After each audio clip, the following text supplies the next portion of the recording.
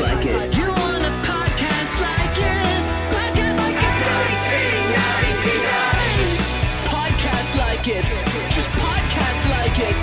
Podcast like it's 1999. Podcast like it. You want a podcast like it's 1999.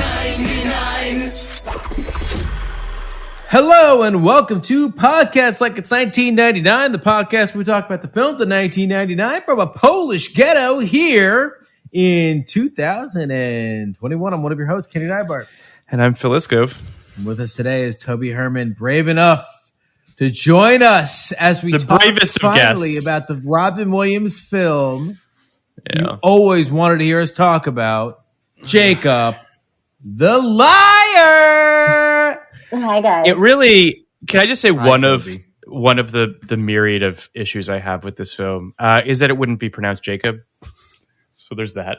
It would be Jakob or something along those lines. So, yeah, Jakob the Liar. And everyone calls him Jacob in the film. I don't have a problem with that. I mean, we could spend an hour and a half talking about the various accents alone. Sure. And the lack of, well, not lack. I guess there's a handful of actual Jewish people in this film, but then there are some that are not. There's not even like a minion. The lead. I mean, yeah. But anywho, I thought about that a little bit during it. How do you guys? So let's talk about this. Let's talk about it. Let's talk about this movie, Jacob the Liar. Mm-hmm. Phil, Yes. I'm gonna let you guys in on a little secret. This isn't gonna be a long one. Yeah. You probably noticed for the running time you already saw why I think it probably said 3 or 4 minutes for the whole thing. but Phil, let's cut through the bullshit. Yes. Go right to the synopsis. Yeah. We're gonna. And then let's talk some Jewish shit. Yeah. So it's apparently this film takes place in 1944. We'll talk about how I'm not sure that's entirely possible, but we'll just talk about that later. In 1944, Jewish shop owner Jakob, played by Robin Williams, overhears a radio broadcast on the movements of the Soviet army while he is shuttled to Nazi headquarters from the Warsaw, Poland ghetto, where he is imprisoned. Upon his return, he whispers that he heard to his friend, Misha, played by Liev Schreiber, and before long, the whole ghetto is alive with rumors and hope that the long war will soon end. Determined to keep up their spirits as best he can, Jacob continues to lie with the best of intentions. Jacob the Liar opened on September 24th, 1999, in 8th place with $500,000. I believe it was platformed. Against Double Jeopardy, Blue Streak, The Sixth Sense, For Love of the Game, and American Beauty. It would go on to make $4.9 million on a $45 million budget. It has 29% on Rotten Tomatoes from critics. It has 63% from audiences. It also received a Golden Raspberry Award nomination for Worst Actor for his performances in Jacob the Liar and Bicentennial Man, but lost to Adam Sandler, who was nominated for Big Daddy. Bullshit. Big Daddy's fantastic. Bullshit. Absolute fucking bullshit. Raspberries. I didn't even think they watched this movie. That's just absurd. Patently false that Adam Sandler in Big Daddy is worse than Jacob the Liar and Bicentennial Man. And how anti-Semitic is that? Well, yeah, there's that too. Going against the real Jew. When this guy's sitting here playing a fake Jew. Yeah. All right, Toby, what do you think of this movie? Hold on. Let me just quickly read a very quick 2-star Ebert review.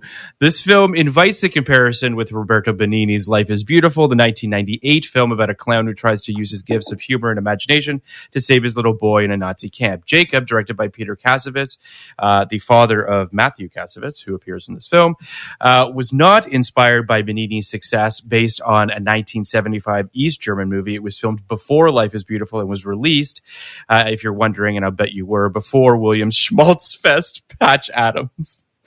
Life is Beautiful, which is clearly a fantasy, to Jacob the Liar, which is just contrived and manipulative, but pretends it's not. You have to earn the dividends of realism. Life is Beautiful is all of a piece. The opening hour showing us the limitations that the hero has to work with once he's inside the camp. Jacob the Liar wants the freedom of the Benigni film, but doesn't want to pay its dues. Movies as different as Dead Poets Society and Patch Adams have brought to a halt by interludes in which Williams darts in a frenzy from one character to another. Here, in a scene that passes for restraint, he imitates Churchill and uses a kitchen funnel and flour to create sound effects, only sneezing a little because of the flour. These scenes demonstrate that Williams cannot use shtick in a serious movie without damaging the fabric of the film. I want to ask a question to both of you here about,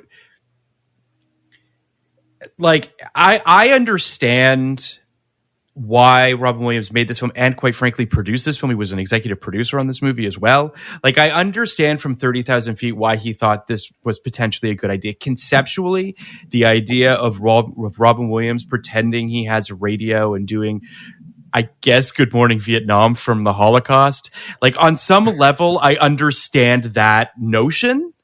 It's a bad idea, but I could understand why he thought that might be a good idea. What do you guys think of that theory? I think. Hi guys. Hey, Toby.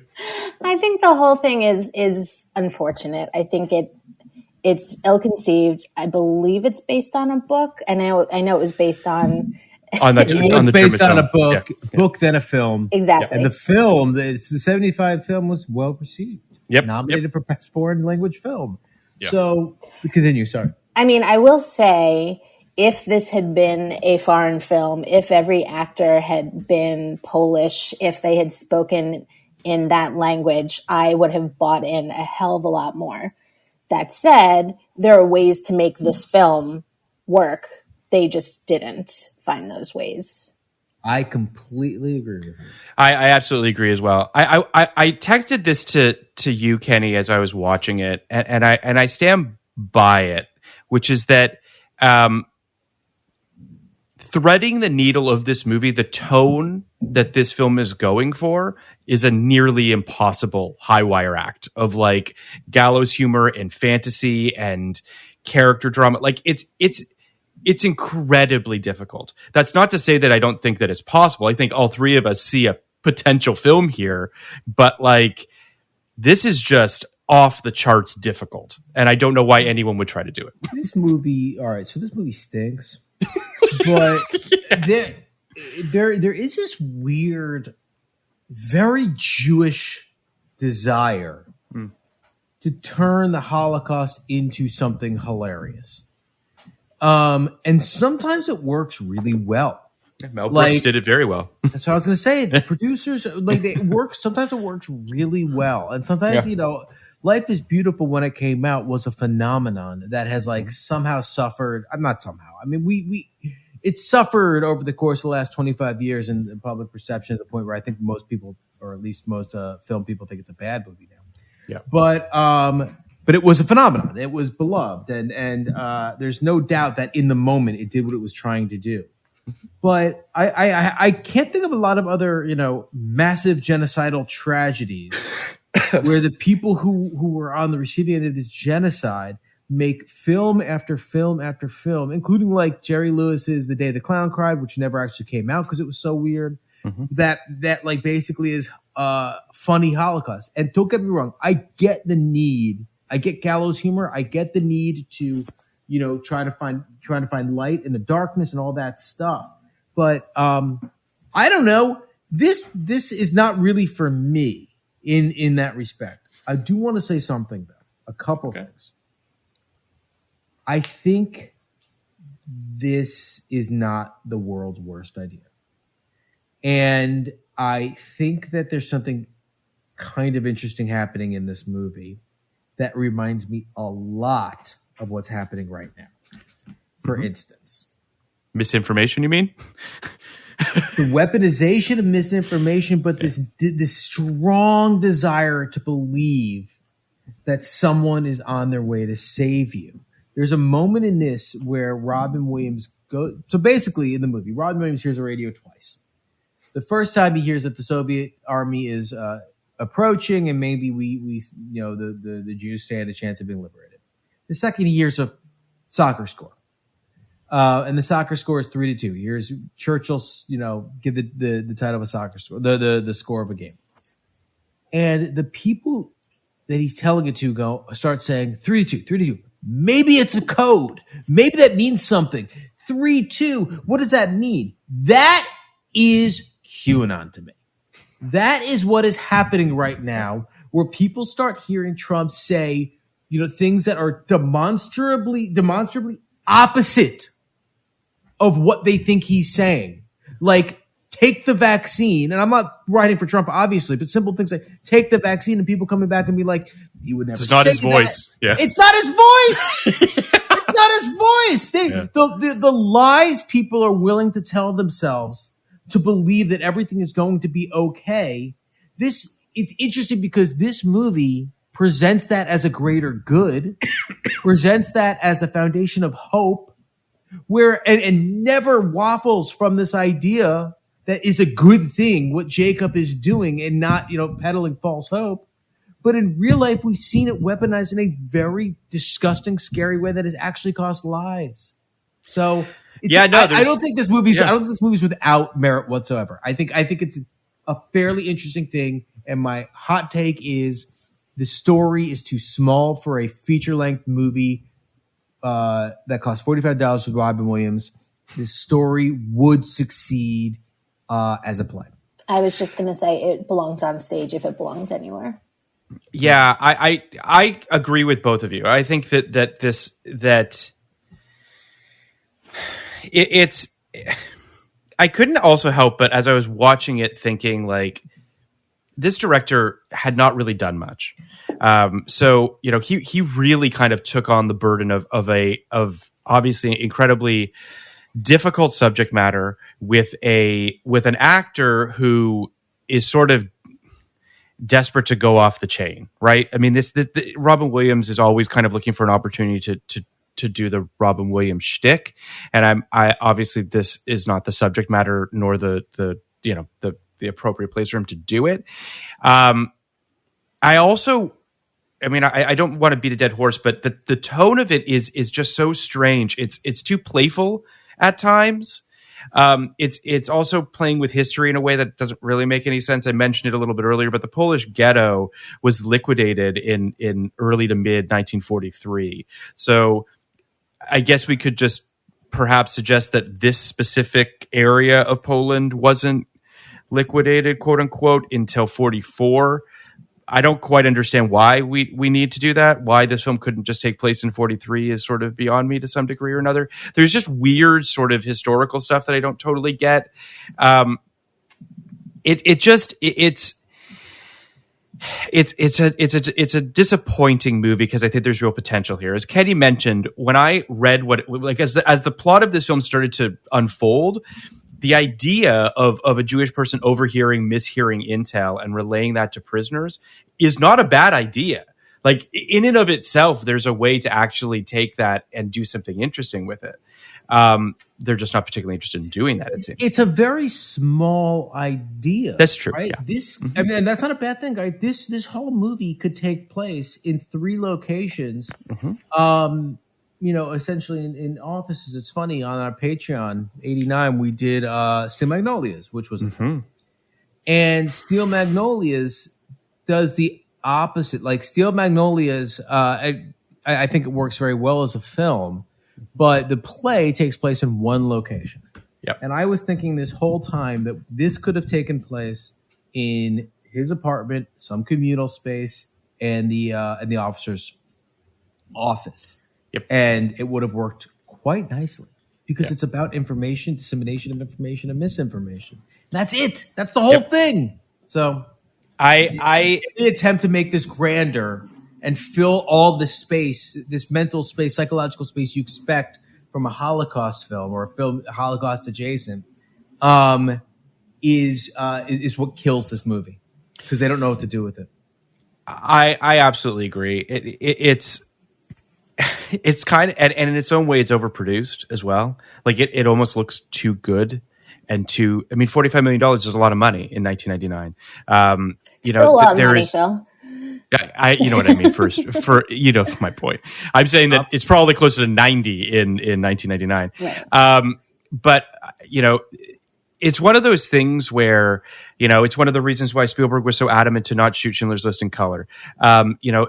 Finding ways to strip away the artifice of a Hollywood movie under this subject matter is incredibly important. So instead, what you're left with is a film that looks surprisingly overproduced for a movie that's supposed to be about, it's like what, Kenny, you might remember when we were talking about Angela's Ashes, had a similar sort of like overproduced quality for squalor that then kind of comes back on itself and is no longer effective at actually showing you how terrible. It's a weird sort of dissonance that happens. I also just want to briefly talk for a second here. We talked a little bit about this in the Bicentennial Man episode, but I just, the fulcrum point we're at in Robin Williams' career here, where it's the back-to-back 1-2 punch of Jacob the Liar and Bicentennial Man that has him seriously reconsider the trajectory of his career. He goes away for almost 4 years and comes back with a string of movies like Insomnia and 1 Hour Photo, and tries to sort of change people's perspective of him a little bit. It's a little bit of the, he wins the Oscar for a well-deserved Oscar for Good Will Hunting in 97. And then it's kind of a string of just like classic post-Oscar cash grabs that happen. And it feels like he got over his skis. And I respect the fact that he tries to course correct. I think it's interesting. But yeah, I mean, and then ultimately he he kind of goes back to taking the money a few years after Insomnia and 1 Hour Photo. But it's clear that he wants to be taken seriously as an actor, and rightly so. He's a good actor. But this was a misguided effort. He should never have gone here. But I also think it's interesting, building off of what you just said, Phil. He was taken seriously as an actor. Good Will Hunting did that for him. Yeah. And then he just kept pushing. Yeah, I think that's really interesting. One thing that just popped into my head, Kenny, when you were talking about this film, have you guys seen Stalag 17, the Billy Wilder film? No, I haven't. I have. It's fantastic. And the more you were talking about it, the more I was thinking the tone of that movie is fascinating, because there is a very strong, very distinct humor. They're POWs, mostly American POWs in a German POW camp, run by Nazis, obviously, or German soldiers, whatever you want to call them. Nazis. I'm happy to call them Nazis. Okay, yeah, we can call them Nazis. And they find out that, people are always trying to escape, and there's a mole who's feeding information to the Germans, and, there's this whole plot. But the humor in it lands. It sticks the landing, and it's just as dark of a story, if not even more so to a point. And it just happens it just works. And I don't know. There's a realism as well to what, you know what I mean? Like Billy Wilder really trafficked in this, which is why he was a genius and everybody loves him, is that balancing act he finds between realism and fantasy and comedy, right? And and that idea of sort of, The Apartment's another example of a movie that's essentially, the whole movie is about suicide for all intents and purposes. And it's an impossible tone that he achieves. And it's impossible that he achieves it, which is, again, sort of, comes back to sort of what I was saying earlier, which is, on paper, I look at this project and say, my God, if I stick the landing on this thing, it'll be unbelievable. But there's probably a 95% chance I'm not going to do that. And I just wouldn't attempt it personally. So then what does Billy Wilder's Jacob the Liar look like? You know what I mean? Like, I do. That's that. I think that's the question that Kenny was positing as well, right? Which is that idea of like, there's a good movie here executed properly by a person who's adroit enough to be nimble enough to be able to sort of see, the right tonal shifts. This movie, by the way, like, I actually wouldn't change the cast. I think the cast could absolutely make this movie great. They're just not given anything to do. The cast is fantastic on paper, and not that they turned out bad performances, but it's a deep bench. But I don't know that I love Alan Arkin. I will always love Alan Arkin. Sure, he was doing this very odd, half German, half like Catskills accent, like do you know what I mean? Like it just felt like it felt like his like patented kind of shtick to a point, which I adore, but it doesn't belong in the ghetto necessarily. And it made sense. He was playing someone who used to be an actor and all of that, but it was still, he would slip in and out of the accent. It was very, very odd to me. The thing that I found the most interesting, Liev Schreiber, who, this you would do all the Liev movies. Yeah. Yeah. You only do Liev Chew movies. So, the first time I was on the podcast, you guys had me on, was for A Walk on the Moon, which we all loved, starring Liev. We all loved. And it was really interesting knowing it came out the same year to see this film, because he plays such a different person in this. He plays a much more naive, younger man, in spirit at least. And I found it really distracting. I thought, and in my mind, this is the direction he was given anyway. It's not 100% him, but that character did not fit in this world in the way they thought he did, or the way they wanted him to. Mm-hmm. And honestly, once I made this association, I could not unsee it. But that hat he's wearing, he's dressed like Cousin Eddie from Christmas Vacation. Like he's basically wearing a robe. And I just couldn't get past that. This is, I don't want to read too much into this because, but as I mentioned earlier, this filmmaker did not have a ton of films under his belt. And what I felt watching this film was that all of these actors felt like they were in different films. They didn't all feel like they were directed cohesively. So you really did feel kind of these bizarre shifts of tone when, why am I drawing a blank on his name? Bob Balaban shows up. And you're just like, what movie is Bob Balaban in? Yeah. That's not a knock on Bob Balaban. I think he's a great actor. I love him in most things. But to me, it just felt like the director was like, well, you just go with your instincts. And you're like, well, okay.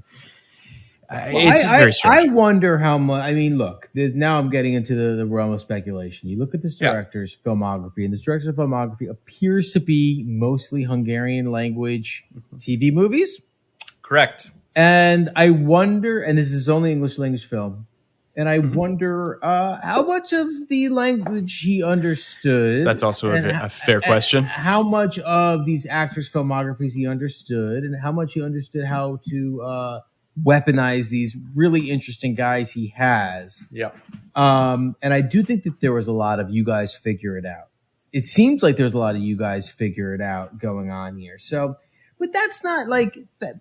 That can work, by the way. Like actors' instincts aren't by and large a bad idea. This is fucked from the jump. This is just one of those movies that just feels like it was ill conceived from the moment they went out. And look, I don't want to lay it at Robin Williams' feet, but at this point in his career, having won an Oscar, having been the biggest star of the '90s, I would say, and essentially being able to write his own ticket, and he wrote two very weird tickets this year. But not crazy. These aren't crazy movies on paper. I mean, they're crazy. Bicentennial Man's pretty crazy on paper. They're more crazy on paper than they are. But we've seen movies movies and performances like that work for actors. Correct. Knowing what we know about Robin Williams, it just seems like he was not really prepared to, or really kind of. He didn't have the disposition to take the executive role of the producer part the way you would need to, the way Tom Cruise seems to in every movie he does. This lunacy when it comes to micromanaging and keeping people on track and making sure that the directors and the actors and everybody on set are on the same page. It takes a certain personality to be that maniacal, and that just doesn't seem like what Robin Williams is. Robin Williams seemed to be trying very hard to tell honest stories. And part of his honesty was he is also a funny guy. He sees humor in a lot of things. Mm-hmm. There's always an opportunity to laugh. always in, like, that's what Patch Adams is about. Totally. You have cancer, laugh it out. But it just, if you look at Robin Williams' photography, filmography, yeah. There are some wild hits where he does this Robin Williams thing. Good Morning Vietnam, Dead Poets Society. And then there are some crazy ass misses. Crazy misses. Patch Adams is a crazy miss. Jack is a horrible miss. It's an insane miss. Some of these wild ass, like, I'm trying to make a serious movie, but still being Robin Williams. Some of the worst movies ever. What Dreams May Come. Not a bad movie. Some of the worst movies ever made. Yeah. Are these movies where Robin Williams took a shot and missed his shot. He is a guy who shoots the ball from half court, gets it in 30% of the time, and the other 30% of the time it hits off the top of the backboard and knocks someone out. I do think that it's, I'm looking at his filmography right now because we've talked about how Tom Cruise in 99, right? Like, he's the biggest movie star in the world in 1996, right? Like, coming off of Mission Impossible and Jerry Maguire, it's quite possible that he never reached those heights again, right? I mean, one of those years. And what does he do? He decides to move to London and make Eyes Wide Shut for 2.5 years, essentially. And obviously, Mission Impossible 2, Magnolia, what have you, are locked and loaded and ready to go after that. But you look at Robin Williams, who, coming off of his Oscar in 1997, he does have Flubber as well, which is a big hit. So Flubber and Good Will Hunting both come out in 97. He follows that up with What Dreams May Come and Patch Adams, Jacob the Liar, Bicentennial Man. Like, those 4 movies, to your point, Kenny, are 4 of him shooting from half court and hoping that one of them goes in. My guess is that in his head, he probably thought that Patch Adams was, and by the way, all these movies, well, not all these movies, What Dreams May Come, Patch Adams were successful. 2002, I mentioned, first of all, he does the voice in AI for what that's worth, but he does 1 Hour Photo, Insomnia, and I forgot about Death to Smoochie. Oh, another that's interesting. Big swing. Mm-hmm. That's another crazy swing where I'm just like, I really do want to rewatch Death to Smoochie because I actually wonder whether or not that film is better than I remember it being. But again, crazy swing. Death to Smoochie was at least presented. Yes. as kind of a bigger version of the things that were so big in '99, of the being John Malkovich's and totally. And Michel Gondry movies and things like that. Like, people really felt like this is the kind of weird swing that might actually like work for the Oscars. And by the way, has worked for DeVito in the past, right? Like, DeVito had sort of made a cottage industry of weird, dark comedies that somehow connected. I went to see Death to Smoochie in the theater because I'm a big fan of War of the Roses, which we'll cover on our Patreon at some point. But like, I was just like, oh, awesome. DeVito's back and he's skewering Barney and he's going at kids' TV. And yeah, I don't know. Maybe that movie's great. I should watch it again. I think I do have the DVD of it somewhere, I think. But yeah, so anyway, my point is, it's an interesting place in Robin Williams' career, and 2002 is kind of his last swing. It's the last time he's shooting it from half court, as far as I'm concerned, because everything after that becomes sort of just it's just sort of like. It's the last time someone let him shoot it from half court, right? That's like, true. So too. Going back to what you're saying about 1 Hour Photo and Insomnia, there was this weird thing after '99 where people were kind of like, now he went away. People were also kind of like, Robin Williams is done. Like, we're done. We're done. Like, we did it. It was a great 15-year run. But like, we don't want that anymore.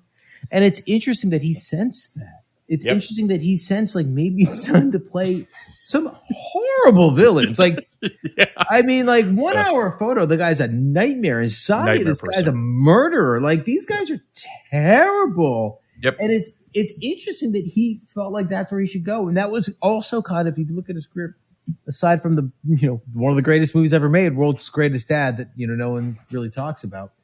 I've never seen it. Should I watch it? It's so goddamn good. I'll watch it. I believe you. No, I know. Bobcat Goldthwait, it's so good. Okay. And it's also like more resonant now than before. It's fucking wild. It's very similar to this movie in terms of theme, in terms of the lies you're willing to tell, the lies you're willing to believe. what hope looks like, and kind of what lying to yourself looks like. It's a very good movie, but it's a small movie. It's a $2 million movie directed by Bobcat Goldthwait that I think Robin Williams probably did as a fucking favor, because by like 2006, I think I was like, I've had enough. Yeah, he tried making RV. That was kind of his last, like, I'll take a chance to be a movie star. But after that, I think he was just like, no, I'm done. Speaking of being done, as the end of this film comes around, that's kind of the last part I want to talk about of this film, because I think that it does something that I'm curious what both of you guys think. It attempts to sort of undercut the entire film with a fantasy sequence, essentially. I want to read just a paragraph from Ebert's review where he says, "The last shot of Jacob the Liar shows an American jazz band playing in a field near the death camps of World War II. 3 women who resemble the Andrews sisters are singing. The shot is a fantasy imagined wild. The shot is a fantasy imagined by a character who wouldn't have the slightest notion what such a performance would look like. What is it doing in the movie? I fear it is there for one reason only, to provide an uplifting conclusion, even if it has to be hauled in by the ears." But it's a story that's told. Yes, please go ahead. Earlier in the film, it didn't completely come out of nowhere. Like that little narrative was spoken, right? I mean, it might have been. I don't remember. I think when he was retelling what he had heard on the radio, he's basically recounting, and it's false, but he's like, oh, and then these singers, and then this, and then that comes to fruition at the end of the movie. It doesn't work, but I think that's it's so jarring. It made me think about how there were a fair amount of people, specifically Godard was very outspoken about this, about the shower scene in Schindler's List, where the water comes out rather than the gas. And he felt that it was essentially negating what happened in the war, that Spielberg was quote unquote Spielbergizing the Holocaust. This ending, which is a complete fantasy, which serves no purpose as far as I'm concerned, other than I think it's weirdly trying to do what 25th Hour does at the end, where it's sort of creating these dual narratives so that you can kind of quote unquote choose your own ending. I think that's what they're doing, but it's unclear to me. I don't know. I mean, what did you take away from it? I think it's doubling down on the notion of hope that it believes it has presented throughout the whole movie, basically in the sense, like, I mean, I think Robin Williams' narration literally says, like, right, or did this happen? You know what I mean? And it's basically right. Like, or did it really happen? Yeah, exactly. Yeah.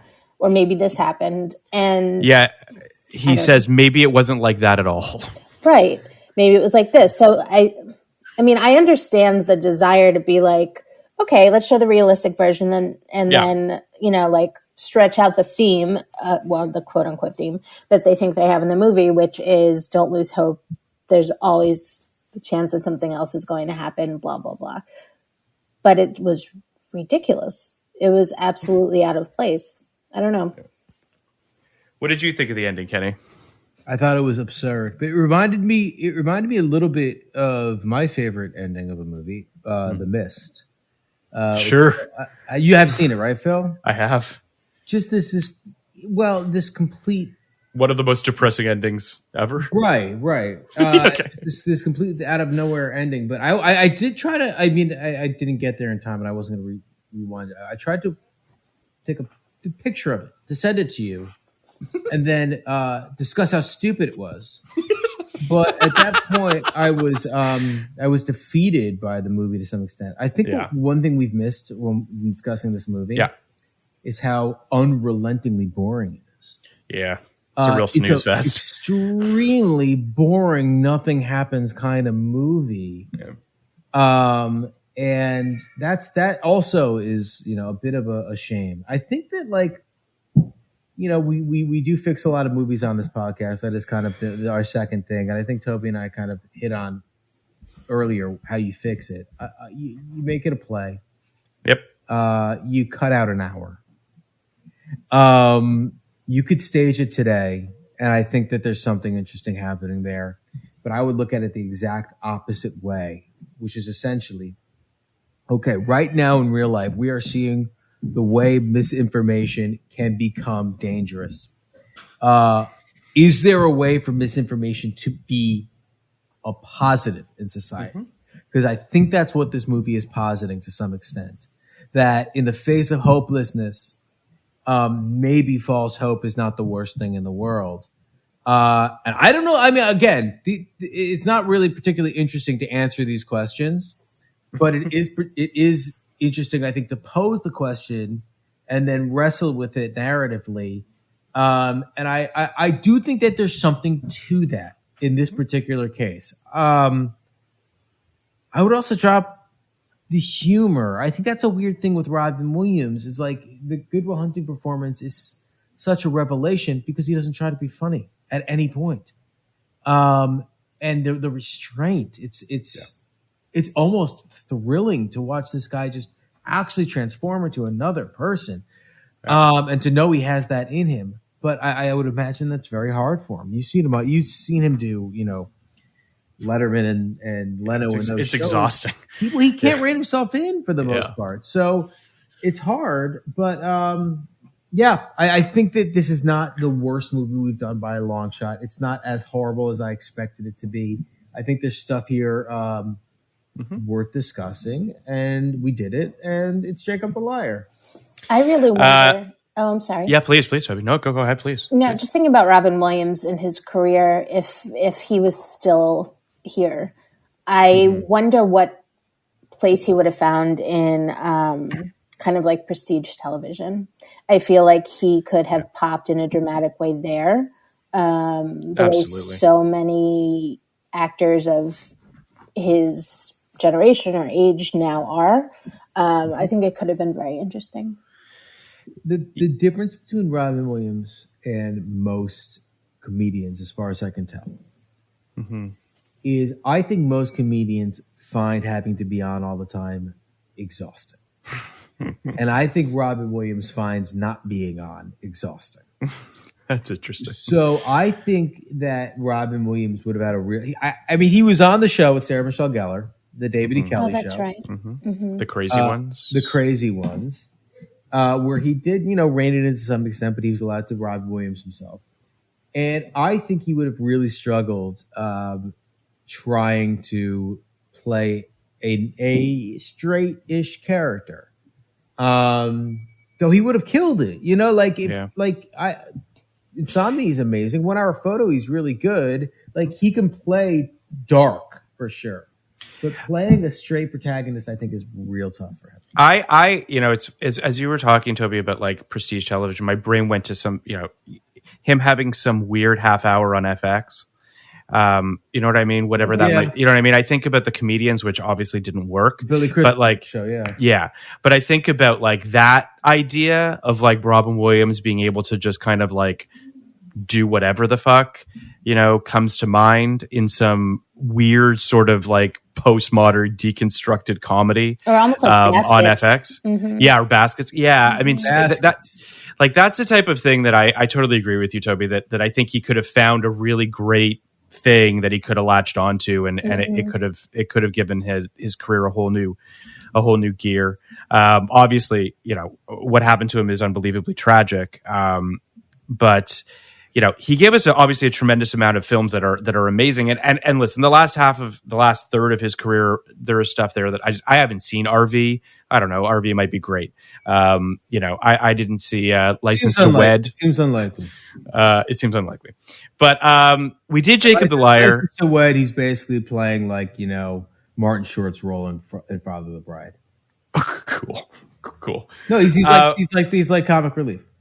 Okay. So let's rate this movie. I'll let you go first, Toby, since you were brave enough to go down this road with us. What do you think?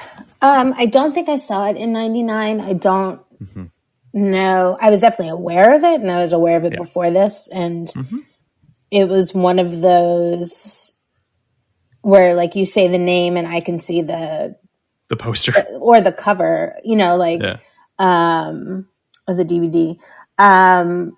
Honestly, I'm gonna say 33. I mean, I just that feels right. They tried, and I do give Robin credit for all of the big swings that he took. But yeah, I mean, the most exciting part of this movie for me is when I recognize Nino from Amelie, and then they fucking shoot the guy. So it's the son of the filmmaker, of the director. Matthew Kassovitz. Still. Yeah, I'm right there with you, Toby. I think I'm in the low 30s on this one. Like, I can't. This is not. I was expecting, and I think Kenny, I imagine you were in a similar boat. Like, I was expecting something in the potentially single digits. Like, I really 100%. Expected this to be just an absolute, painful experience. And I watched it and I was like, listen, it's not a good movie. I would not recommend this to anybody. I think we've all agreed it was a misguided thing. But it's also, it's not completely bereft with anything worthy. I mean, there's good actors in this film. It's as we mentioned, perhaps overproduced, but it's well shot. It's well made. I'm gonna stick with your score, Toby. I'm gonna say 33 as well. What about you, Kenny? I'm actually a little higher than you guys. You talking score? I think, yeah. Well, love you, Toby. I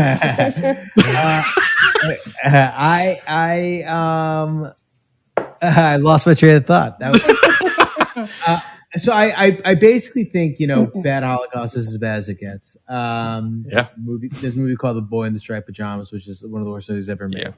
And really, and I think Godar's point about Schindler's List doesn't necessarily apply to Schindler's List, but it does apply as a rule to Holocaust films in general. Agreed. Which is, if you lose track of the horror, you've lost the movie. I don't think that happened here. I didn't feel like this was inappropriate. I didn't feel like this was a story not worth telling. Mm-hmm. That's what I was worried about. I was worried we were getting The Day the Clown Cried. I was worried we were going to get Robin Williams, doing Milton Berle for a bunch of kids in a Holocaust camp, right? Like that's what I thought. That's a nightmare version. That's 100. I thought it was going to be the genie, does Auschwitz, but that's not what it was. And I'm sorry, I don't mean to laugh. It was that's incredible, bro. It was a joke. No. I just, you know what I mean. Laughs are what I was going for. That's what us comedians feed off of over here. Again, give me a laugh for humor. Oh man, yeah, I know. I thought it was all right. I mean, look, I'm not going to give it a positive score, but I thought it was all right. I'm going to give it a 42. Like, we've done so many worse movies than this. I don't disagree. So many more infuriating movies than this. Like, yeah, I'm almost tempted to go higher. I'm almost tempted to be like, look, if you're going to two things. If you're going to watch films about the Holocaust, I do think this provides insight into a different experience. You don't see things in Polish ghettos that weren't exactly concentration camps, but were occupied territory. Mm-hmm. That's an experience that I think is underserviced on screen. Sure. All the actors are great. They're all people you like seeing on screen. And this could have been so much worse. And it's damning with faint praise, but again, I was very nervous. So I was 42 before. This has not pissed me off, this conversation. I'm going to go up to 46. I wanted to kind of live in the middle of the year. I've seen worse fucking movies. I mean, I hear that. I was tempted to go a little higher as well, but ultimately I'm fine with my score on this. I think that I hear you. This was a movie I was deeply, deeply worried about doing. We've been joking about it all year. How scared we are of this movie. Yeah, now I think I'm scared of it. This is emblematic of why this was such a scary proposition for us. Yes, because at some point we would have to watch Jacob the Liar, which is neither one of us ever wanted to have to watch. But here we are. now there's only one film left that I'm really scared to cover. So we'll deal with that at some point. What is it, Phil? What is it? The Other Sister. Mm-hmm. Oh, that's a very scary movie. I bet you love it. I'm very nervous about The Other Sister. Julian Donkey Boy, The Other Sister. Those are the three. Were three movies I did not want to watch. Julian Donkey Boy is one of my favorite movies of the year. Yeah, and you didn't hate Jacob the Liar, so who knows? The Other Sister, so much better than I thought it would be, and then we got The Other Sister coming up, so we'll see how that. So goes. Yeah, but Toby, we can't thank you enough for coming on to talk with us about this film, and we you're gonna come back again for something else, I'm sure. It'll be great. Yep. Thank you guys for having me. Fortunately for you, there's never a dearth of Jew movies. This is true. I wonder what Jew movies are left. I got to go through the list. I'm sure there's more. What Juvies are left? That's what we call the Jew movies. Oh, who does that? The Jews. Kenny. Okay. Kenny. All right, Toby. Thank you so much. He's going through the list. I'm going to look real. Yeah, it's the end of the podcast.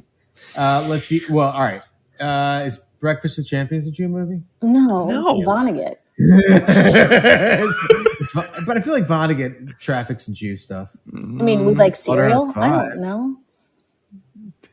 We like cereal. I don't think it's a cereal movie. I don't think it's a cereal movie either. I mean, we're low on Jew stuff. We're low on Jew movies. Stuff from Jewish directors. But I got one. Lansky. The Meyer Lansky HBO movie. Meyer Lansky movie. There you go. Hey, that's a good one. I'm in on that one. Toby's face speaking volumes. One other big Jewish movie. There is? Yeah. 4 Days in September. Oof. Oof is right. That's a hard one. Tough one. Well, either way, Toby, you'll be back to talk Jews with us at some point, I'm sure. Or guys. Whatever you guys need. I love being here. Thank you for having me. Thank you so much, Toby. Truly. You're the best. Thanks for braving this with us.